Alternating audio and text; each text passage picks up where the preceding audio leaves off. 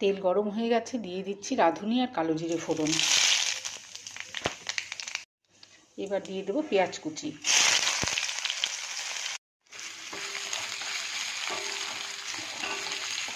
পেঁয়াজটাকে একটু লাল করে ভেজে নেব।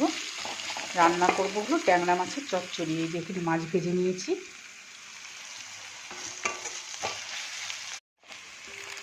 পেঁয়াজ এই যে লাল লাল করে ভাজা হয়ে গেছে।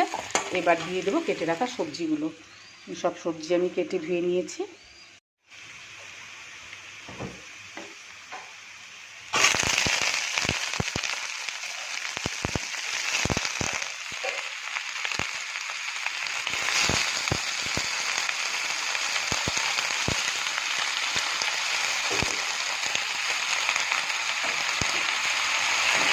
এখন দিয়ে দেবো হলুদ,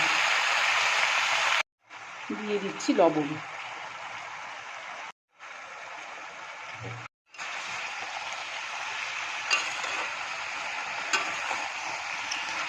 রাঁধুনি ফোড়ন দিয়ে কিন্তু খুব ভালো লাগে খেতে চচ্চড়ি। ছোটো মাছের চচ্চড়ি রাঁধুনি ফোড়ন দিয়ে বেশ অন্যরকম লাগে।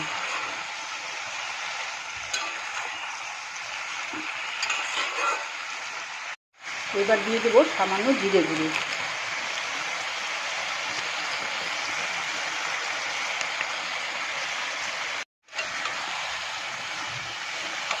জিরে গুঁড়ো খুব বেশি দিইনি, খুব সামান্য।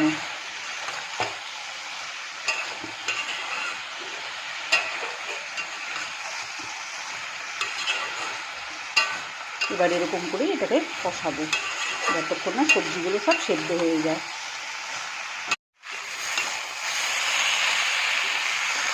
চচ্চড়িটা কিন্তু খুব সুন্দর করে কষানো হয়ে গেছে, তবে আলুগুলো আরেকটু সেদ্ধ হবে। আলুগুলো সেদ্ধ হয়নি খুব ভালো করে, সেই জন্য আমি দিয়ে দেবো একটু জল। এটা পুরোপুরি তেলে রান্না হলে তো খুবই ভালো লাগে, কিন্তু অতটা বেশি তেল খাওয়া ঠিক না। দিয়ে দেবো এই ভেজে রাখা মাছগুলো।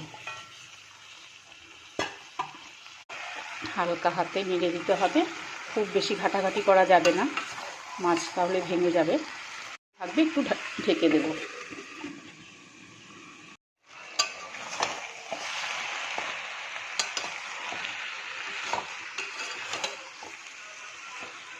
চচ্চড়ি রেডি হয়ে গেছে। এবার দিয়ে দেবো ধনেপাতা কুচি।